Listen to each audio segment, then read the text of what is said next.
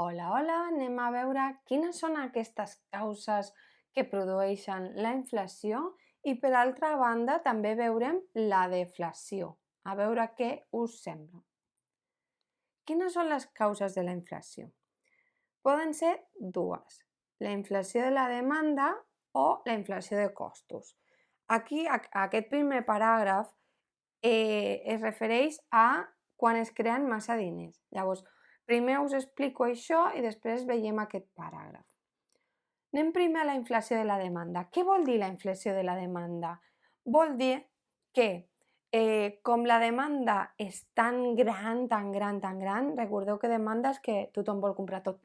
Val? Llavors, la demanda és tan gran que els preus pugen. Vosaltres penseu, ara de sobte tothom, com va passar al Covid, no? Tothom vol comprar farina i farina i farina o paper de vàter. Doncs, com els recursos no són il·limitats, és a dir, que hi ha un moment que dius ja no tinc més paper de vàter, doncs els preus han de pujar. Per què? Perquè han de regular aquesta demanda, no pot ser que ens quedem sense paper de vàter. Llavors, en aquest moment pugen. Això vol dir la inflació de demanda. Pot ser quan tothom vol un producte i ja s'estan acabant els recursos. Llavors, i llavors es pugen els preus. I també és quan es creen massa diners, perquè molta gent diu, doncs creem diners, si no tenim, creem diners. Però no, és que no és tan fàcil. Llavors, quan es creen massa diners, també hi ha una inflació de demanda. Per què? Perquè la gent té més diners, llavors està disposada a comprar més. Llavors és el mateix, creix la demanda. I és això el que posa aquí, no? Que Alemanya, després de la Primera Guerra Mundial, doncs va ser sancionada perquè valia 170 marcs alemanys al gener del 1919, perdó, una unça d'or, i al gener del 1923 ja valia tot això per imprimir diners. Imagineu la brutal inflació. És com si el cafè que avui val 1 euro d'aquí 4 anys valgués 511 milions d'euros. Seria una brutalitat. Doncs és la mateixa comparativa. És a dir, la solució no és crear diners perquè tot té un cost i després té unes conseqüències. Doncs això seria la inflació de demanda. Aquesta inflació de demanda també la podeu veure aquí, ja sabeu que teniu el PDF, recordeu que sempre hi ha dues opcions i quan tenim la primera, que és quan hi ha que els factors productius estan quasi bé tots ocupats i hi ha un increment tan gran de la demanda, es diu que l'economia s'està recalfant. Llavors, passem ara a la inflació de costos. És aquesta que tenim aquí, que és un cicle. És a dir, és molt difícil parar aquesta roda, perquè quan passa una cosa passa l'altra i així tota l'estona. Llavors, anem a veure què és aquesta inflació de costos. Normalment sol començar perquè augmenten els costos de les empreses, val? Per qualsevol cosa. Augmenten els costos. Si penseu com una empresa, si a tu et pugen el cost d'una fusta i has de fabricar taules, què faràs? Doncs aquella taula valdrà més, perquè si no, no guanyaràs diners. I una empresa està per guanyar diners. Llavors, si augmenten els costos de les empreses, augmentaran els preus. I llavors què passa? Si augmenten els preus, tu diràs, doncs ara ja no puc comprar totes les taules que podia comprar. Llavors jo vull que m'augmentis el salari. Doncs vinga, demanen augments de salari.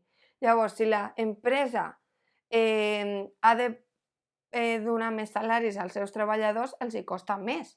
Llavors, què faran un altre cop? Pujar els preus. I així tota l'estona, tin. És una roda i és molt, molt difícil parar-la. Llavors, és en aquest cas que diu, es retroalimenta una vegada i una altra, és molt difícil de parar. Llavors, aquesta és potser la més complicada, no? I després anem a veure el contrari que vol dir la deflació. Vam dir que la inflació és la pujada generalitzada i sostinguda dels preus, doncs la deflació és el contrari, és la baixada generalitzada, la teniu aquí, baixada generalitzada i sostinguda dels preus. Com he dit, no és un moment en concret, és sostingut en el temps i en general. Què passa? Que si la deflació vol dir que baixen els preus de manera contínua, tu què faràs? Si demà el preu estarà més barat, doncs ja m'espero demà, no? No gastaràs ara, estalviaràs perquè demà podràs comprar més coses i així sempre. Llavors, les famílies i les empreses esperen per fer compres importants, clar. I llavors, com la gent espera i no compra, què passa a les empreses? Qui va comprar? Doncs quasi bé ningú. Llavors, clar, les empreses han de tancar, han d'acomiadar treballadors, la gent té menys diners i això és un altre cop una roda. Val? Per tant, és bona la deflació? Doncs no, perquè al final és una roda que et quedes sense treball, no pots comprar, no compres perquè després serà més barat i així contínuament. És bona la inflació? Tampoc, perquè a més surten desfavorits aquelles persones que tenen menys, perquè al final no els pujaran el sou, tindran els preus superalts i no podran comprar, el poder adquisitiu baixarà de manera molt heavy. I llavors què?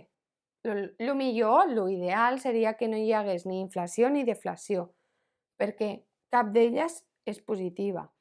Llavors, l'ideal seria que els preus més o menys romanguin estables, estiguin més o menys estables any rere any.